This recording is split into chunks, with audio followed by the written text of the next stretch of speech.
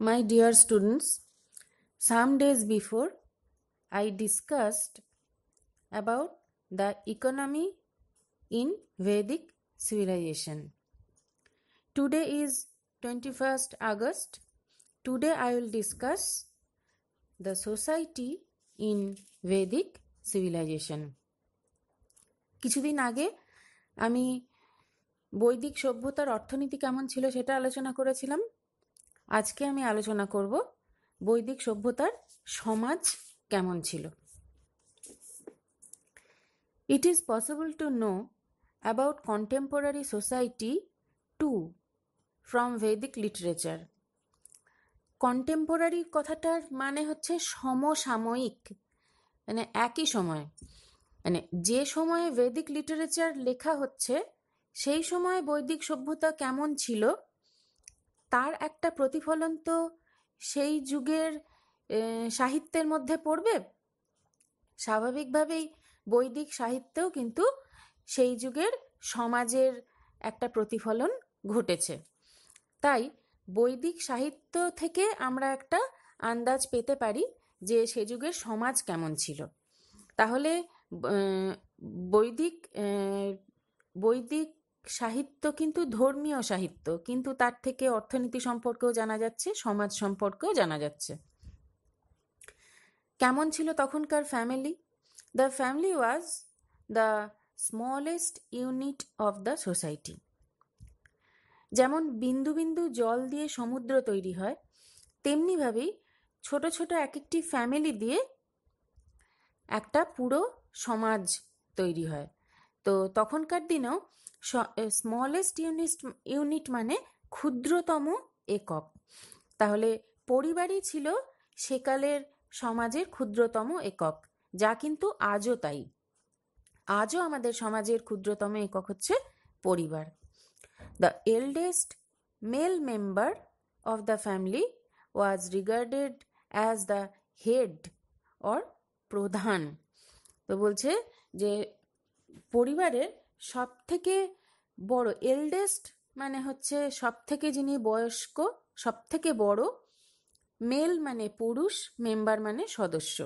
তাহলে পরিবারের সব থেকে বয়স্ক পুরুষ সদস্যই ছিলেন পরিবারের প্রধান। Vedic society was known to be patriarchal. দেখো এখানে কিন্তু পরিবারের সবচেয়ে বয়স্ক মহিলা সদস্য কিন্তু পরিবারের প্রধান হচ্ছেন না, যেমনটা ছিল সিন্ধু সভ্যতায়। এখানে কিন্তু পরিবারের সবথেকে বয়স্ক পুরুষ সদস্যই হচ্ছেন প্রধান। সেই জন্যে বৈদিক যুগে সমাজ ছিল পিতৃতান্ত্রিক, অর্থাৎ পরিবারে ও সমাজে পিতা বা বাবাই ছিলেন প্রধান। In other words, in the household and in society, father was the main person, প্রধান পুরুষ। Unlike Harappan society. আনলাইক কথাটার মানে হচ্ছে যে হরপ্পান সোসাইটির মতো নয় যা। তাহলে হরপ্পান সোসাইটি নিশ্চয়ই এর বিপরীত কিছু ছিল, যে তাহলে আমরা তো দেখেছি যে হরপ্পান সোসাইটি ছিল ম্যাট্রিয়ার্কিয়াল, অর্থাৎ মাতৃতান্ত্রিক। তাহলে এখানে কিন্তু বৈদিক সভ্যতার সঙ্গে হরপ্পা সভ্যতার একটা পার্থক্য তোমরা পেলে, যে হরপ্পা সভ্যতার সমাজ ছিল ম্যাট্রিয়ার্কিয়াল বা মাতৃতান্ত্রিক, আর অপরদিকে বৈদিক সভ্যতার সমাজ ছিল প্যাট্রিয়ার্কিয়াল অর্থাৎ পিতৃতান্ত্রিক। There was no similar authority of the mother in Rigvedic society. হরপ্পার সমাজের মতন মায়ের ক্ষমতা ঋগ্বৈদিক সমাজে ছিল না। তোমাদের মনে পড়ছে যে ঋগ্বৈদিক হরপ্পান সোসাইটিতে মাদার গডেসের পুজো হতো। তো এরপর বলছে, it is not much known whether in the initial days of the Rigveda there was much prevalence of varnashrama or chaturvarna প্রথা। বলছে যে ঋগ্বেদের গোড়ার দিকে কিন্তু বর্ণাশ্রম বা চতুর্বর্ণ প্রথা বাড়াবাড়িটা ছিল না, বিশেষ জানাই যায় না ঋগ্বেদের একদম ঋগ বৈদিক যুগে। অর্থাৎ ঋগ্বেদে এর বর্ণাশ্রম বা চতুর্বর্ণ প্রথা নিয়ে কোনো নিয়মিত আলোচনা পাওয়া যায় না। মানে একটা যে রেগুলার বেসিসে কোনো একটা জিনিস নিয়ে কথা বললে কি বোঝা যায় যে জিনিসটা মানে ক্রমশ গুরুত্ব পাচ্ছে, কিন্তু ঋগ্বৈদিক সমাজে হয়তো জিনিসটা সদ্য শুরু হয়েছে বা মানুষের মাথায় আসতে শুরু করেছে এই বর্ণাশ্রম প্রথার ধারণাটা, কিন্তু সেটা নিয়ে অত মানে মানুষের স্কিন কালার নিয়ে অত মাথা ব্যথা ছিল না, বা মানুষের জাতপাত নিয়ে অত বেশি বাড়াবাড়ি কিছু ঋগ্বেদের যুগে ছিল না। It is not much known whether the initial days of the Rigveda there was much prevalence of Varnashram or Chaturvarna Protha. Rigveda does not contain any regular discussion about the four Varnas. Instead, it seems that in the Rigveda, Varna indicated the color of the skin. ঋক বৈদিক যুগে বর্ণ বলতে রং বা চামড়ার যে রং বা colour সেইটা বোঝাতো। কেননা চামড়ার রং বা কালার সেটা কিভাবে আসছে না, আর্যরা তো ভীষণ ফর্সা, তাদের চামড়ায় পিগমেন্টের পরিমাণটা নেই বললেই চলে। আর আমাদের দেশের যারা আদি বাসিন্দা, কর্কটক্রান্তি অঞ্চল গেছে আমাদের দেশের ওপর দিয়ে, কর্কটক্রান্তি রেখা গেছে, কাজেই উষ্ণ অঞ্চলের মধ্যেই আমাদের দেশ পড়ে। এবার আমাদের দেশের যারা আদি বাসিন্দা তাদের স্কিন কালার কিন্তু আর্যদের তুলনায় অনেক বেশি ডার্ক। কেন ডার্ক? ওই যে তারা বরাবরই উষ্ণ অঞ্চলের বাসিন্দা, সেই জন্য সূর্যের আলট্রাভায়োলেট রে অফ দ্য সান বা সূর্যের অতিবেগুনি রশ্মির হাত থেকে স্কিনকে বাঁচানোর জন্য স্কিনে পিগমেন্টেশনের পরিমাণটা অনেক বেশি, তো যার ফলে তাদের স্কিন কালারটা ডার্ক হয়ে গেছে।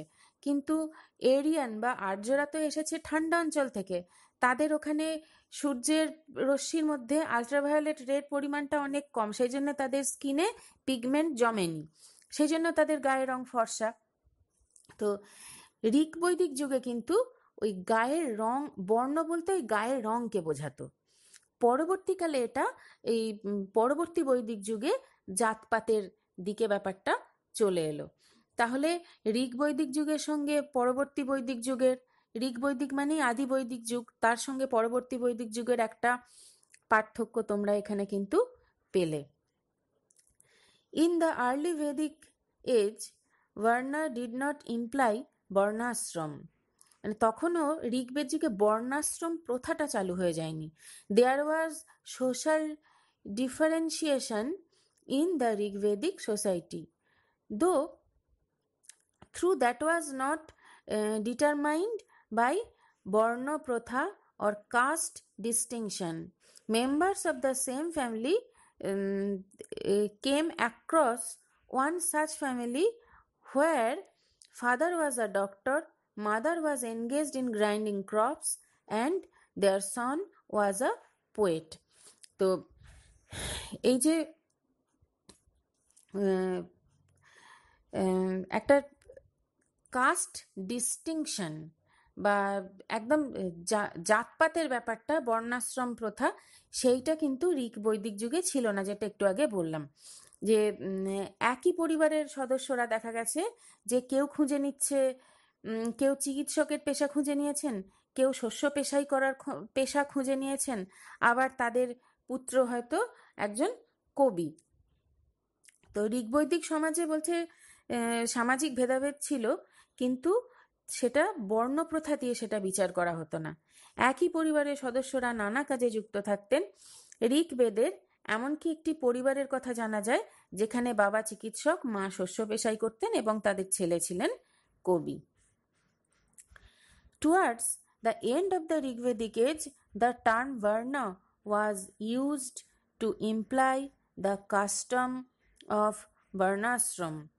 অর্থাৎ বলছে যে ঋগ্বেদের শেষের দিকে বর্ণাশ্রম প্রথা বোঝাতে বর্ণ শব্দের ব্যবহার দেখা যায়।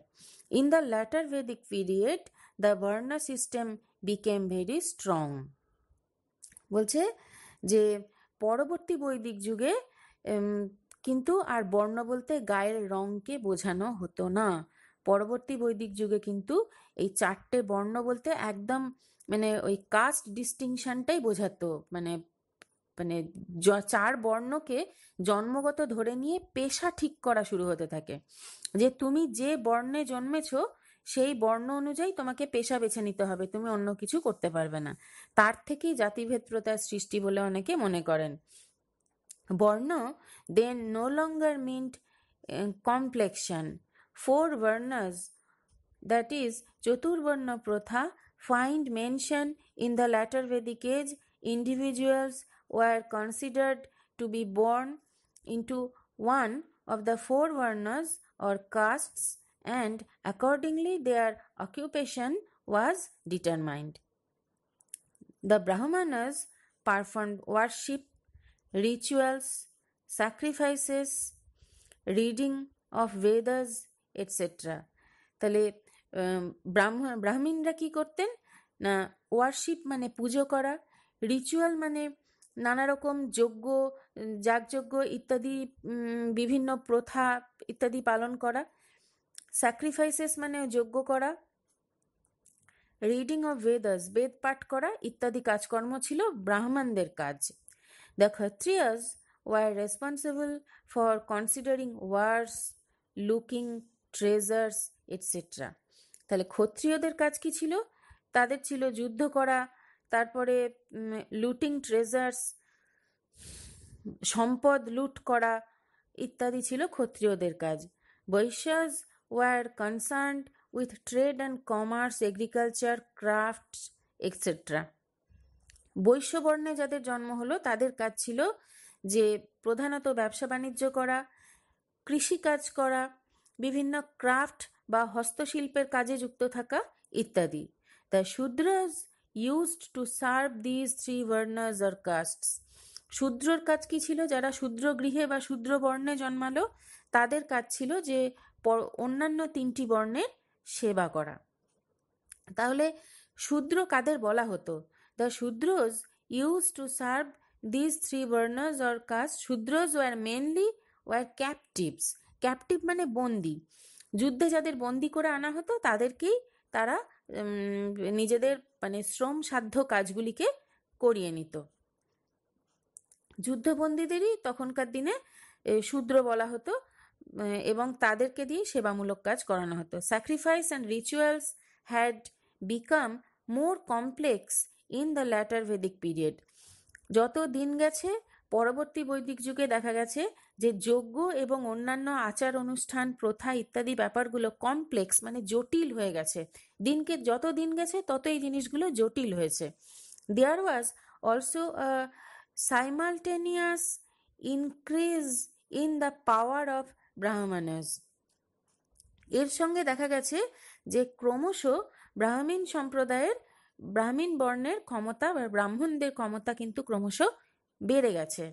The literature of the later Vedic period was composed by the Brahmanas and consequently proclaimed the Brahmanas to be the greatest. পরবর্তী বৈদিক যুগের সাহিত্যগুলোর বেশিরভাগই লেখা হয়েছে ব্রাহ্মণদের দ্বারা এবং স্বাভাবিকভাবেই তারা কি দাবি করেছে যে ব্রাহ্মণরাই হচ্ছে সমাজের সবথেকে শ্রেষ্ঠ বর্ণ, সমাজে তাদের গুরুত্ব, তাদের সম্মান যেন বেশি থাকে সেই ব্যবস্থা তারা সাহিত্যগুলিতে লিখে গেছে। দ্য ক্ষত্রিয়াস র্যাঙ্কড নেক্সট মানে ব্রাহ্মণদের পরবর্তী র্যাঙ্ক বা পদমর্যাদায় ছিল সমাজে, ব্রাহ্মণদের পরবর্তী পদমর্যাদায় ছিল ক্ষত্রিয়রা। Next only to the Brahmanas, মানে শুধুমাত্র ব্রাহ্মণদের পরেই ছিল, ক্ষত্রিয়দের আগে ব্রাহ্মণরা ছাড়া আর কেউ ছিল না। Agricultural work had increased manifold in the later Vedic societies. পরবর্তী বৈদিক যুগে কিন্তু ব্রাহ্মণদের মানে পরবর্তী বৈদিক সমাজে কিন্তু কৃষিকার্যের গুরুত্বটা খুব বেড়েছিল। আদি বৈদিক যুগেও কিন্তু আর্যরা পশুপালক ছিল, কিন্তু পরবর্তী বৈদিক যুগে দেখা গেছে যে তাদের মধ্যে এগ্রিকালচারটা অনেক বেড়ে গেছে। তাহলে সমাজের অর্থনীতিতেও একটা পরিবর্তন এসেছে। যারা ছিল পশুপালক তারা ধীরে ধীরে কৃষক হয়ে যাচ্ছে।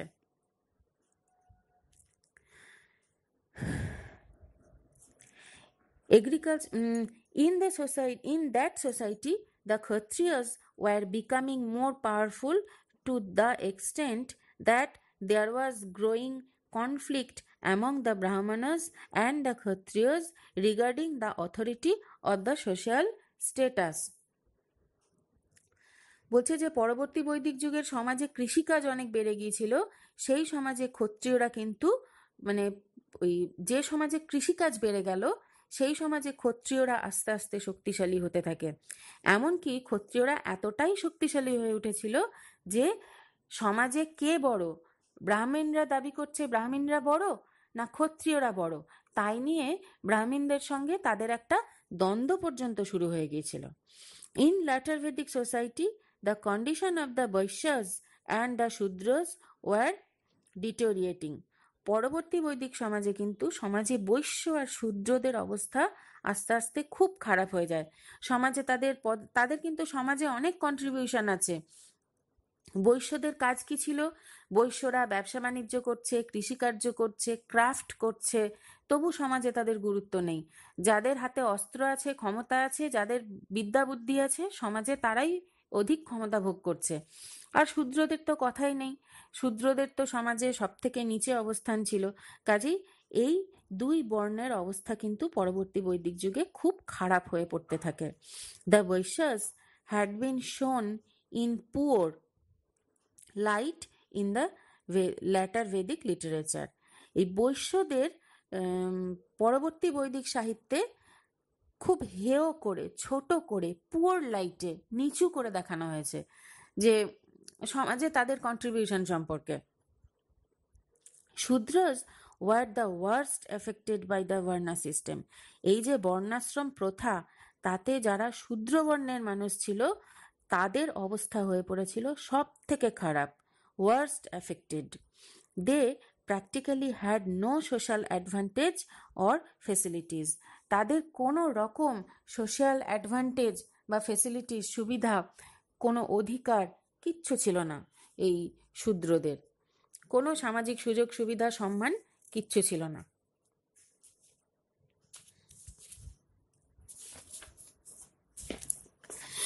In early Vedic age,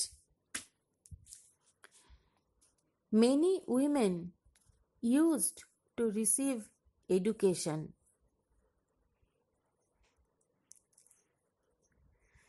পরবর্তী আদি বৈদিক যুগের কথায় দেখো, শিক্ষাক্ষেত্রেও কিন্তু আদি বৈদিক যুগ এবং পরবর্তী বৈদিক যুগের একটা পার্থক্য আছে। যেমন আদি বৈদিক যুগে বা আর্লি ভেদিক সোসাইটিতে অনেক নারী কিন্তু শিক্ষা লাভ করতেন। এমনকি সমিতির বৈঠকেও কিছু কিছু নারী যোগ দিতেন বলে জানা যায়। নারীরা যুদ্ধে অংশ নিতেন। ঋগ্বেদে কোথাও বাল্যবিবাহের কথা বলা নেই, সতীদাহের কথা তো সেখানে ছিলই না, যজ্ঞেও নারীরা অংশ নিতে পারতেন। তাহলে এইটা ছিল আদি বৈদিক সমাজে বা ঋগ বৈদিক যুগে নারীদের যে অবস্থা, এই প্যারাগ্রাফটাতে তোমরা সেইটা পাচ্ছ যে আর্লি ভেদিক সোসাইটিতে কিন্তু নারীদের অবস্থা অনেক ভালো ছিল। কিন্তু ব্যাপারটা পুরো উল্টে গেল ক্রমশ পরবর্তী বৈদিক সমাজে। তাহলে এটাও একটা আদি বৈদিক সোসাইটির সঙ্গে, আর্লি ভেদিক সোসাইটির সঙ্গে, ল্যাটার ভেদিক সোসাইটির বা আদি বৈদিক সমাজের সঙ্গে পরবর্তী বৈদিক সমাজের একটা পার্থক্য নারীদের অবস্থান সম্পর্কে। নেক্সট প্যারাগ্রাফে কি বলছে? The condition of women deteriorated in the later Vedic phase. The birth of the girl child much evoked unhappiness in the family. পরিবারে একটি কন্যা শিশু জন্মালে পরিবারে সেটা অখুশি নিয়ে আসতো, বাড়ির সবাই খুব আনহ্যাপি ফিল করতো, তারা আনন্দ পেত না। পরিবারে কন্যা সন্তান জন্মালে সবাই দুঃখ পেত। The tradition of giving away daughters in marriage at the very early age made its beginning. একেবারে একটি এত ছোট বয়সে মেয়েদের বিয়ে দেওয়ার প্রথা শুরু হয়ে গিয়েছিল। তাদের জীবন শুরুই হলো না ভালো করে, তারা বিয়ে কি সেটা বুঝলোই না, তার আগেই তাদের বিয়ে দিয়ে দেওয়া হতো। এই জিনিসটা পরবর্তী বৈদিক সমাজ থেকেই শুরু হয়ে গিয়েছিল। Women were rarely found participating either in war or samiti. তাহলে পরবর্তী বৈদিক যুগে যখন যেখানে দেখা যাচ্ছে যে কন্যা শিশুদের একদম নিজেদের মতামত, নিজেদের কোনো শিক্ষার শক্তি, অন্য কোনো রকম পাওয়ার অ্যাচিভ করার আগেই শিশু অবস্থাতেই তাদের বিয়ে দিয়ে দেওয়া হচ্ছে। কাজেই তাদের আর সমাজে তারা আর কিছু শিখতে পারছে না, তাদের গৃহকর্ম নিয়েই থাকতে হচ্ছে। যুদ্ধ এবং সমিতির কাজে তো মেয়েদের তখন আর কোথায় খুঁজে পাওয়া যাবে। এইরকম একটা পরিস্থিতিতে মেয়েদের তখন থেকেই দিন কাটানো শুরু হয়ে গিয়েছিল। এরপর তাহলে সমাজে তো শুধু কাজকর্ম, ব্যবসা বাণিজ্য এসব নিয়েই সমাজ নয়, আমাদের মানুষের স্বাভাবিক প্রবৃত্তি বা ন্যাচারাল টেন্ডেন্সি হচ্ছে আনন্দ করা। তো আনন্দ করার বিভিন্ন উপায় আছে, তার মধ্যে খেলাধুলো ছিল একটা বিশেষ উপায়। তো আদি বৈদিক যুগ এবং পরবর্তী বৈদিক যুগেও দেখা গেছে যে মানুষ খেলাধুলা করত। তো খেলাধুলা করে তারা আনন্দ উপভোগ করত। কিরকম ছিল তাদের সেই খেলাধুলো? না, the game of dice. Dice তোমরা দেখেছো, লুডোর ছক্কাটা মনে আছে তো, যে 6 দিকে ওই পুটকি পুটকি দেওয়া লুডোর ছক্কা তোমরা সবাই জানো। তো ওই জিনিসটা নিয়ে তখন এক ধরনের খেলা হতো, সেটাকে বলা হতো পাশা। পাশা খেলা খুব জনপ্রিয় ছিল। Dice playing was prevalent in the sabha and samiti too. ওই সভা আর সমিতির যে বৈঠক হতো তাতে শুধুমাত্র আলাপ আলোচনা বা গুরুত্বপূর্ণ সিদ্ধান্ত নেওয়াই হতো না, সেখানে বসে বসে লোকে পাশাও খেলতো। People could people would crowd to watch chariot and horse races. মানুষ ভিড় জমাতো কি দেখতে? চ্যারিয়ট মানে রথ, আর হর্স মানে ঘোড়া। তাহলে চ্যারিয়ট রেস আর হর্স রেস, রথের দৌড় আর ঘোড়ার দৌড় দেখার জন্য মানুষ ভিড় জমাতো। এছাড়াও ছিল music and dance was popular in Vedic society. চিরকালই, শুধু ভেদিক সোসাইটিতে নয়, চিরকালই মিউজিক অ্যান্ড ডান্স মানুষের কাছে, নৃত্য এবং সঙ্গীত মানুষের কাছে বরাবর চিরকাল জনপ্রিয় ছিল। কাজেই এইসব করেও তারা আনন্দ উপভোগ করত। Barley, wheat and paddy. এবার তাহলে তারা কি খেত? আনন্দ উপভোগ গেল, এবার ছিল বৈদিক সমাজের খাওয়া দাওয়া। Barley, wheat and paddy were the principal food grains. তাহলে সেই সময় প্রিন্সিপাল মানে ছিল মূল খাদ্য, যেটা প্রিন্সিপাল ফুড গ্রেন বা প্রধান খাদ্যশস্য কি ছিল না, বার্লি মানে জব, হুইট মানে গম, প্যাডি মানে ধান, ধান থেকে তৈরি চাল, এইগুলো ছিল প্রধান খাদ্যশস্য। Early of eating of different kinds of meat was also common in the early Vedic society. তাহলে সেই শুধু আদি বৈদিক সমাজে শুধু এই খাদ্যশস্যই নয়, সেই সঙ্গে নানা রকমের মাংস খাওয়ার প্রচলনও বৈদিক সমাজে ছিল। আচ্ছা, এখানে মাংস খাওয়ার কথা এলো যে তারা গবাদি মানে পশুপালন করতো, তো সেই পশুপালন থেকে তারা দুধ, দই ইত্যাদিও তারা খেত, এবং পালিত পশুও হয়তো তারা সেখান থেকে মাংসও খেত। এখানে দেখো, কিপ ইন মাইন্ড বলে একটা কথা রয়েছে পেজ নাম্বার 56-এ, যেটা হচ্ছে যে গোষ্ঠীর গবাদি পশু রাখার জায়গাকে বলা হতো গোত্র, অর্থাৎ সোজা কথায় গোয়াল ঘর, তারই ভালো নাম ছিল গোত্র। পরে গোত্রের মানে দাঁড়ায় একই পূর্বপুরুষ থেকে অন্য উত্তরাধিকারী। জাতিভেদ প্রথা কঠোর হওয়ার ক্ষেত্রে গোত্রের জরুরি ভূমিকা ছিল। The shed where cattle of a community were kept was known as Gotro. Later, the word Gotro came to mean successors of a common forefather. Gotro had played an important role in strengthening caste divisions. এই গোত্র system কিন্তু এখনো আছে। যেমন আমি জানি, আমার যেহেতু মুখোপাধ্যায় পদবী, আমি জানি আমার গোত্র ভরদ্বাজ গোত্র। এরকমভাবে এখনো কিন্তু কাশ্যপ গোত্র, শাণ্ডিল্য গোত্র, মুদগল গোত্র, তোমরা নিজেরা বাবা মাকে জিজ্ঞেস করে দেখবে যে তোমাদের গোত্র কি আছে।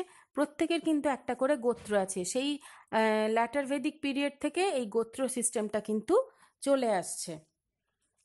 আর এইভাবে যে বর্ণ প্রথা শুরু হলো, এরপরে ধর্মের একটা বড় ভূমিকা ছিল। সমাজে খাওয়া দাওয়া আছে, নাচ গান আছে, খেলাধুলা আছে, বিভিন্ন প্রথা আছে, তেমনি সমাজে ধর্মও আছে। তাহলে আচ্ছা দাঁড়াও, ধর্মর বিষয়ে ডিসকাশনে যাওয়ার আগে তোমাদের এই আগের পাতার একটা টুকরো কথা, চতুরাশ্রম প্রথা, এইটা একটু বলে নিই। যে পরবর্তী বৈদিক যুগে জীবনযাপনের 4টে ভাগ বা পর্যায় ছিল। Life in the later Vedic age, তোমরা পেজ নাম্বার 56 দেখো, life in the later Vedic age was divided into 4 stages: brahmacharya, garhastha, বানপ্রস্থ and সন্ন্যাস। এই 4টে বানান কিন্তু তোমরা খুব ভালো করে লিখে লিখে প্র্যাকটিস করবে। বই দেখে প্রথমে লিখবে, তারপর না দেখে প্র্যাকটিস করবে। বই দেখে লিখবে 5 বার, না দেখে লিখবে 5 বার। তা না হলে কিন্তু এই বানানগুলো তোমাদের আয়ত্ত হবে না। তাহলে বলছে যে life in the later Vedic age was divided into 4 stages: brahmacharya, garhastha, বানপ্রস্থ and সন্ন্যাস। ব্রহ্মচর্য আশ্রম was about living at the teacher's home and receiving education. তাহলে ব্রহ্মচর্য পর্যায়ে কি করা হতো না, একজন মানে আর্য এক শিশুকে ছাত্রাবস্থায় গুরুগৃহে থেকে শিক্ষালাভ করা ছিল ব্রহ্মচর্যাশ্রম। Leading a marriage life after completion of education was known as গার্হস্থ আশ্রম। তাহলে গুরুগৃহ থেকে পড়াশোনা করে বাড়িতে ফিরে এলো, ফিরে এসে বিয়ে করে সংসার জীবন যাপন করত, এইটাকে বলা হতো গার্হস্থ আশ্রম বা গার্হস্থাশ্রম সন্ধি করে যদি বলো। Vanaprastha ashram was about withdrawing from regular life and living in a forest hut. তাহলে সে এনগেজড ইন স্পিরিচুয়াল প্র্যাকটিস। তো বলছে যে বানপ্রস্থ আশ্রমে কি করতে হতো, কিছুদিন সংসার করার পর পরবর্তী প্রজন্মকে জীবনে প্রতিষ্ঠিত করে দেওয়ার পর, তাদের প্রতি দায়িত্ব পালনের পর তাদেরকে চলে যেতে হতো অরণ্যে। সেখানে গিয়ে তাদের স্পিরিচুয়াল প্র্যাকটিস বা ধর্মচর্চা ইত্যাদি, মানে বনে থেকে, সংসার থেকে দূরে বনে গিয়ে কুটির বানিয়ে থেকে তারা ধর্মচর্চা করত। Sannyasa ashram was about renouncing everything, spending the last days of life in thoughts of God. তাহলে একদম শেষে কি সব কিছু ভুলে গিয়ে ঈশ্বর চিন্তায় শেষ জীবন কাটানোকে বলা হতো সন্ন্যাস আশ্রম। এই 4টি পর্যায়কে একসঙ্গে চতুরাশ্রম বলা হতো। This 4 stages together were known as chaturashrama. তাহলে চতুর্বর্ণ প্রথা জানলে, চতুরাশ্রম প্রথা, আশ্রম বলতে এটা কিন্তু লাইফের 4 স্টেজেসের কথা বলছে। তো এই চতুরাশ্রম প্রথা পালন করার কোনো দায় কিন্তু শূদ্রদের ছিল না। শূদ্রদের কিন্তু এই যে পরবর্তী ধাপে ধাপে জীবন, মানে একটা মানুষ জীবনের 4টে পর্যায়ে ক্রমশ উন্নত হচ্ছে, এই জীবনে এই উন্নতি লাভ করার যে অধিকার, এই অধিকারটা কিন্তু শূদ্রদের ছিল না। তাদের চিরকাল ওই 3 বর্ণের সেবাই করে যেতে হতো। শূদ্রদের কিন্তু লেখাপড়া শেখার কোনো অধিকার ছিল না। তাহলে এই হচ্ছে চতুরাশ্রম প্রথা। আর এখানে আর্যদের সমাজে, মানে বা ব্রাহ্মণ কাকে বলা হয়, একটা ভালো নীতিবোধের কথা জানা যায়, সেটা হচ্ছে সত্যকামের গল্প থেকে। তোমরা সত্যকামের গল্পটা জানো? সত্যকামের গল্পটা একবার বলে দিচ্ছি, শুনে নাও। এটা তোমরা চলে যাও পেজ নাম্বার 55-এ। দেখো, ডিড ইউ নো পাতার ডান দিকে আছে ছোট্ট করে সরু করে সত্যকামের কথা, the story of Satyakam. Satyakam did not know who his father was. Satyakam জানতো না তার পিতাকে। When he went to his teacher or guru for receiving education, যখন সে তার শিক্ষক বা গুরুর কাছে শিক্ষালাভের উদ্দেশ্যে গেল, গুরু asked him his গোত্র। দেখো এখানে গোত্রের কথা জানতে চাইছে, যে তুমি কোন কুল বা বংশের উত্তরাধিকারী। গুরু তার গোত্র জানতে চাইলেন। Satyakama asked his mother Jabala about his গোত্র।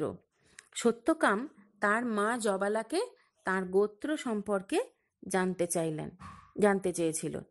জবালা রিপ্লাইড, জবালা উত্তর দিয়েছিলেন, I am not aware of that, আমি জানি না গোত্র কি গোত্র। হোয়েন এনিবডি উইল আস্ক, যদি কেউ তোমাকে জিজ্ঞাসা করে, টেল হিম দ্যাট, তুমি বলবে যে ইউ আর সত্যকাম জাবাল, জবালা থেকে জাবাল। তোমাকে যদি কেউ জিজ্ঞাসা করে যে তোমার গোত্র কি, তুমি বলবে আমি হচ্ছি Satyakama Jabal. Satyakama then went to his guru Gautam. তাহলে সত্যকাম কোন গুরুর কাছে গিয়েছিলেন? সেই গুরুর নাম হচ্ছে গৌতম মুনি। তো সত্যকাম গৌতম মুনির কাছে গেলেন and said, I don't know my gotra, আমি আমার গোত্র কি তা জানি না। মাই মাদার সেড, আমার মা বলেছেন, দ্যাট, যে, মাই নেম ইজ সত্যকাম জাবাল, আমার নাম Satyakama Jabal. Gautam said, you have said the truth, তুমি সত্য বলেছ। Therefore I will impart education to you, এই কারণে আমি তোমাকে শিক্ষা দান করব। তাহলে এই যে গল্পটা, এটা থেকে একটা নীতিবোধের শিক্ষা আছে এই গল্পে। সেটা কি না, সত্যের মূল্য। তাহলে দেখা যাচ্ছে যে সেই যুগে সত্য ভাষণ বা সত্য আচরণের মূল্য ছিল অনেক। সেই সত্যের মূল্য গুরু গৌতম দিয়েছিলেন। What was the real identity of a Brahmin? When do you think this identity has changed and for what reason? তাহলে এখানে একটা প্রশ্ন দিয়েছে, দেখো তোমাদের ভাববার জন্য, যে ব্রাহ্মণের প্রকৃত পরিচয় কি ছিল, এই অবস্থার কখন কেন পরিবর্তন হয়েছিল বলে মনে হয়। অর্থাৎ এর থেকে বোঝা যাচ্ছে যে ব্রাহ্মণ হওয়া কিন্তু অত সহজ নয়। ব্রাহ্মণ বা ব্রাহ্মণ হতে পেরে ব্রাহ্মণত্ব অর্জন করতে গেলে বেশ কিছু সদ্গুণের অধিকারী হতে হয়। যেমন সত্যবাদিতা, ক্ষমা, দয়া, হিংসা না করা, নিজের দম, অর্থাৎ মানে নিজের শান্তভাব বজায় রাখার ক্ষমতা। কোনো পরিস্থিতিতেই পরিস্থিতি যত বিরূপই হোক না কেন, নিজের অর্থাৎ তালব্য অর্থাৎ শান্তভাব, এবং দম, নিজের ভেতরে যে রাগ, ক্রোধ, ক্ষোভ, বিক্ষোভ ইত্যাদি স্বাভাবিকভাবেই মানুষের মধ্যে জন্মায়, সেই মানে নেগেটিভ ফিলিংসগুলোকে বা নেতিবাচক অনুভূতিগুলোকে দমন করতে পারা বা নিজের নিয়ন্ত্রণে রাখতে পারার ক্ষমতা, এই সমস্ত বিশেষ গুণ যার মধ্যে থাকে, এই বিশেষ গুণগুলোই সমাজের উন্নতি ঘটায়। এই বিশেষ গুণগুলি না থাকলে ধৈর্য, সহ্য, এই সমস্ত গুণগুলো হচ্ছে ব্রাহ্মণের গুণ। তো এই ব্রাহ্মণের গুণ, এই গুণগুলো না থাকলে কেউ নিজেকে ব্রাহ্মণ বলে দাবি করতে পারে না। শুধু জন্মসূত্রেই ব্রাহ্মণ হওয়া যায় না। এইটাই হচ্ছে এই গল্পটার মেসেজ। তাহলে গুরু গৌতম কেন দেখো বলছে যে ব্রাহ্মণ না হলে তুমি এডুকেশন পাবে না। তাহলে এডুকেশন মানে, কিন্তু গৌতম মুনি সত্যকাম জবালের তো কোনো সেই অর্থে গোত্র ছিল না। মায়ের পরিচয় সে নিজেকে পরিচয় দিল, মায়ের পরিচয়। তাহলেও গুরু গৌতম তাকে কেন শিক্ষাদান করতে সম্মত হলেন? কেননা ছেলেটি সত্য কথা বলেছে। যে এত বড় সত্য কথা সকলের সামনে বলতে পারে, সে অবশ্যই, অর্থাৎ সে সত্য পথে আছে, অতএব তাকে শিক্ষাদান করা যেতে পারে। এই হচ্ছে এই সত্যকামের গল্পটির মেসেজ। তাহলে দেখা যাচ্ছে যে সেই যুগে ব্রাহ্মণ হওয়া কিন্তু অত সহজ ছিল না। বেশ কিছু গুণের ভিত্তিতে ব্রাহ্মণ হতে হতো। পরবর্তীকালে ব্যাপারটা কি দাঁড়িয়ে গেল, যে এই গুণগুলো যাদের মধ্যে একেবারেই নেই, সেও ব্রাহ্মণ বলে সমাজে পরিচিত হচ্ছে, সম্মান পাচ্ছে। কেন না, সে শুধুমাত্র জন্মসূত্রে ব্রাহ্মণ বলে। তাহলে দেখা যাচ্ছে যে ব্রাহ্মণ হওয়া যায় জন্মসূত্রে নয়, কর্মসূত্রে। অর্থাৎ বিশেষ কিছু সদ্গুণের চর্চা করে কোনো নিম্নবর্ণের মানুষও ব্রাহ্মণে পরিণত হতে পারেন, অবশ্যই পারেন। তো এইটাই হচ্ছে এই গল্পটির মেসেজ। এবারে বৈদিক যুগের ধর্ম সম্পর্কে আলোচনা করা যাক। তোমরা এবার পেজ নাম্বার 57টা দেখো।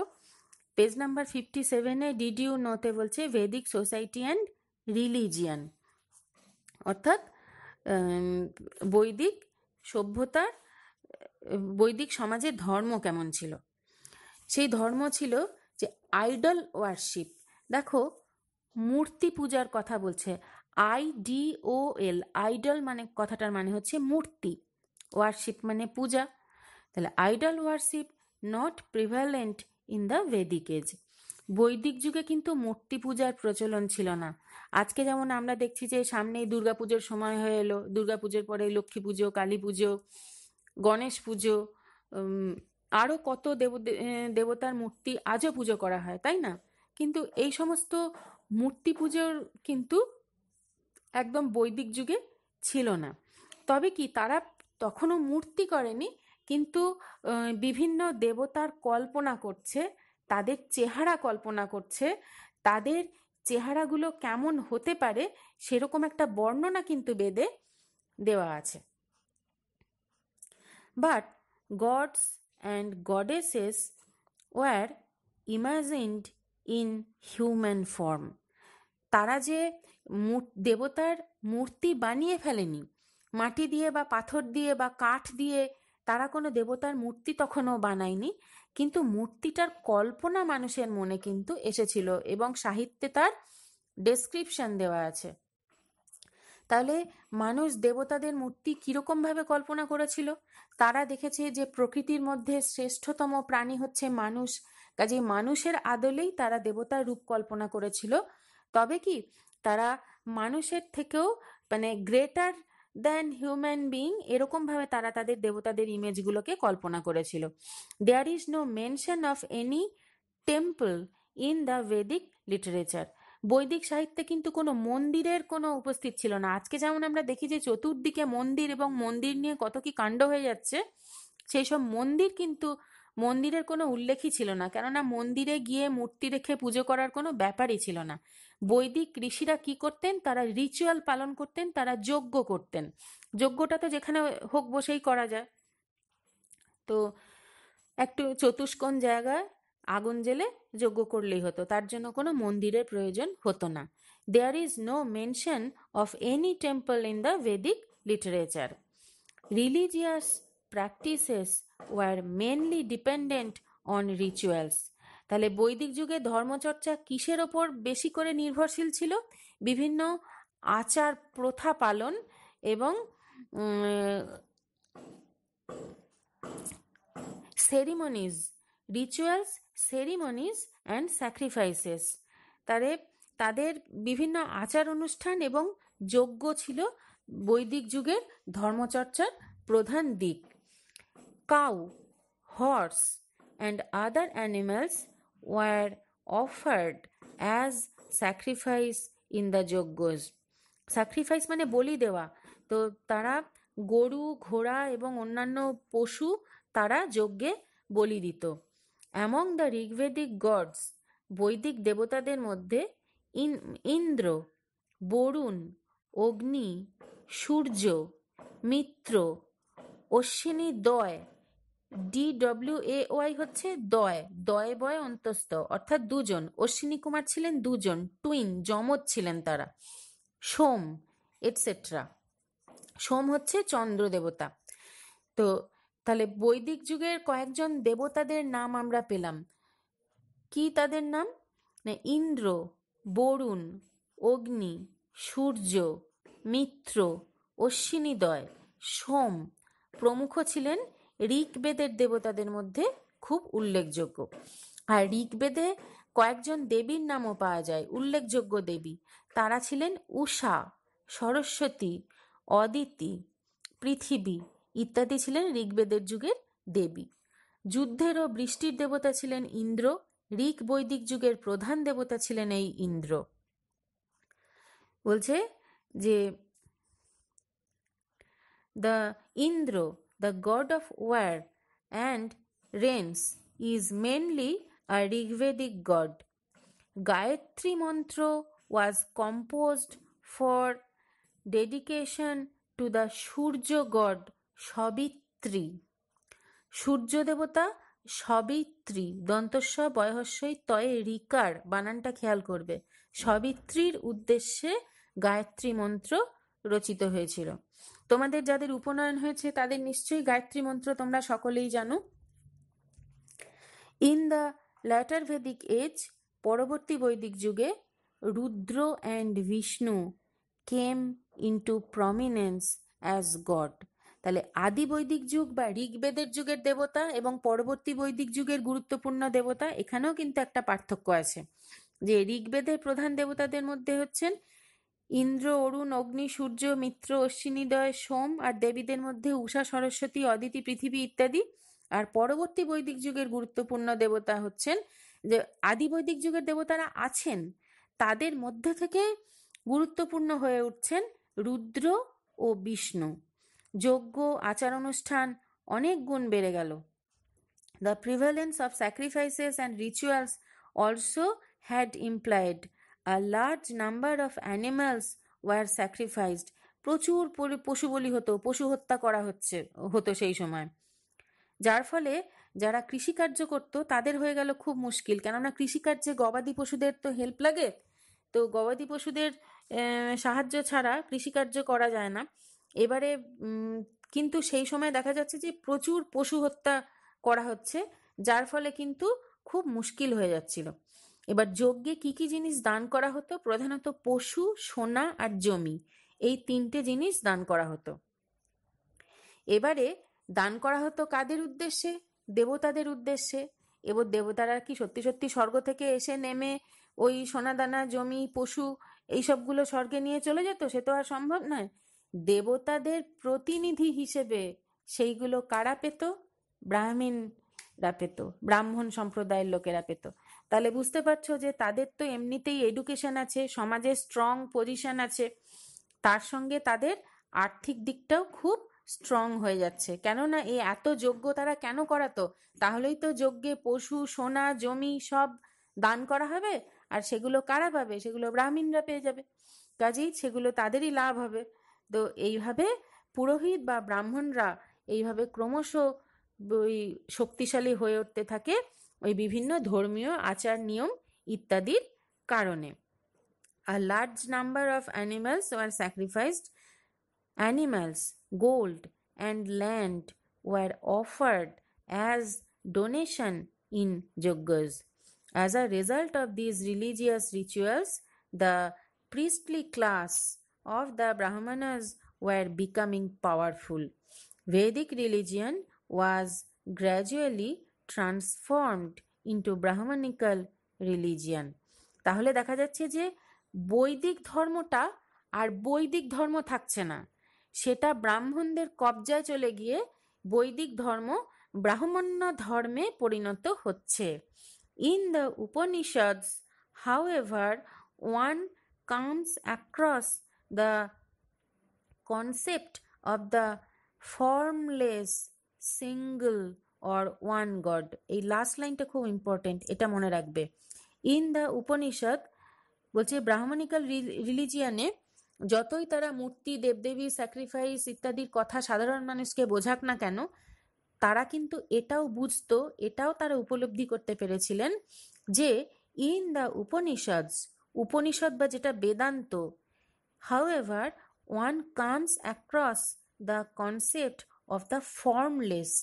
ফর্ম মানে আকার বা আকৃতি, সেই আকার বা আকৃতি নেই যার, অর্থাৎ নিরাকার ঈশ্বরের ধারণা, অর্থাৎ কোনো মূর্তি নয়। মানে ঈশ্বর বলতে শুধু দেবী দুর্গাকে বোঝায় না, ঈশ্বর বলতে শুধু শিবকে বোঝায় না, কালীকে বোঝায় না, যিশুকে বোঝায় না, যিশু তো অনেক পরের কথা। তো ইন্দ্র, বরুণ এরা কেউই সেই ঈশ্বর নন। আসল বা প্রকৃত ঈশ্বরকে তিনি একজন, একটাই শক্তি, সিঙ্গল অর ওয়ান গড, একটাই শক্তি, তার কোনো আকার নেই। তাহলে এই একেশ্বরবাদ বা নিরাকার একেশ্বরবাদের ধারণা, সেইটাও কিন্তু তারা জানতো। তাহলে তারা এত সব দেব দেবী মূর্তি যজ্ঞ স্যাক্রিফাইস রিচুয়ালস এসবের ব্যবস্থা তারা কেন করেছিল? নিজেদের সম্পদ আহরণের এগুলো ছিল ফন্দি। তো সাধারণ মানুষকে যা বুঝিয়েছে, সাধারণ মানুষ কিছু লেখাপড়া জানে না, তারা জানে যে ব্রাহ্মণ সম্প্রদায় তারা আমাদের চেয়ে অনেক বেশি জানে, বোঝে, অনেক বেশি ক্ষমতা, এবং সাধারণ মানুষের প্রবৃত্তিই হচ্ছে যে যাদের ক্ষমতা বেশি বা বুদ্ধি বেশি তাদের অনুসরণ বা অনুকরণ করা, বা তারা যেটা করতে বলছে সেটা করা। ধরো কারোর জমিতে বৃষ্টি হচ্ছে না, প্রাকৃতিক কারণে বৃষ্টি হচ্ছে না, ব্রাহ্মণরা তাদেরকে বুঝিয়ে দিল যে ইন্দ্র দেবতার যজ্ঞ করতে হবে বড় করে, তবেই তোমার জমিতে বৃষ্টি নামবে। এবার প্রচুর খরচ করিয়ে যার জমিতে বৃষ্টি পড়ছে না তাকে দিয়ে প্রচুর খরচ করিয়ে সোনা দানা দান করিয়ে তাকে দিয়ে একটা বড় যজ্ঞ করিয়ে নিল। এরপরে বলে দিল যে এর ফলে ইন্দ্র দেবতা তোমার প্রতি তুষ্ট হলেন, এরপরে দেখবে তোমার জমিতে ভালো ফসল হবে, এই হবে তাই হবে। সেটা হয়তো প্রাকৃতিক কারণেই হলো, প্রাকৃতিক কারণেই আবার হয়তো বৃষ্টি হলো, কিন্তু ওই ওই ইন্দ্র দেবতার নাম করে একটা বড় যজ্ঞ করিয়ে তার কাছ থেকে প্রচুর ধন সম্পদ, সোনা জমি, পশু ইত্যাদি আদায় করে নিল ব্রাহ্মণরা। এইসব ছিল তখন ব্রাহ্মণদের ফন্দি। এবং তারা তো মেয়েদের অবস্থা সব থেকে, শূদ্র এবং মহিলা, বৈদিক যুগে এদের অবস্থা হয়ে গিয়েছিল সব থেকে খারাপ, যে মহিলাদের তো মানে বাচ্চা বয়সেই বিয়ে দিয়ে দেওয়া হতো। আর্লি ভেদিক পিরিয়ডে সতীদাহ ছিল না, পরবর্তী বৈদিক যুগে সতীদাহের প্রচলন হলো, মেয়েদেরকে জীবন্ত পুড়িয়ে মারা হয়েছে হাজার হাজার বছর ধরে।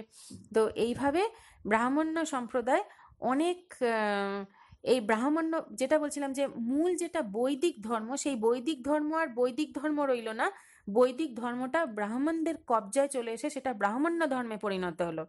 এবং এই যে ব্রাহ্মণ্য ধর্ম, এই ব্রাহ্মণ্য ধর্ম সমাজের মহিলা এবং শূদ্রদের ওপর, বৈশ্যদের ওপরেও অনেকখানি, বৈশ্যদেরকে অনেকটা নিচু নজরে হেয় করে রেখেছিল। আর মহিলা এবং সমাজের মহিলা এবং শূদ্রদের অবস্থা তো এরা ভীষণ খারাপ করে দিয়েছিল। তো যার ফলে এই ব্রাহ্মণ্য ধর্মের প্রতিবাদে অনেকগুলো, মানে 60টার বেশি, 63টা না 64টা প্রতিবাদী ধর্মের উদ্ভব হয়েছিল। তাদের মধ্যে সব থেকে বেশি গুরুত্বপূর্ণ হয়ে উঠেছিল বৌদ্ধ এবং জৈন ধর্ম। তারা বলেছিলেন যে এত যাগ যজ্ঞ স্যাক্রিফাইস ঈশ্বরকে পাওয়ার জন্য এসবের কিচ্ছু দরকার নেই। তো সেসব তো পরের ক্লাসে আলোচনা করা হবে, পরের কথা। এরপরেও আমাদের বৈদিক যুগ সম্পর্কে আরও অনেক কিছু আলোচনা করার আছে। এর পরের টপিক আমরা যেটা আলোচনা করব সেটা হচ্ছে পেজ নাম্বার 57-এ আছে ভেদিক এডুকেশন বা বৈদিক যুগের শিক্ষা। এর পরবর্তী আলোচনায় এইটা নিয়ে আমরা কথা বলবো। ওকে, থ্যাংক ইউ। সাবধানে থাকবে, ভালোভাবে থাকবে, মন দিয়ে পড়াশোনা করবে। আজকের আলোচনা এই পর্যন্তই।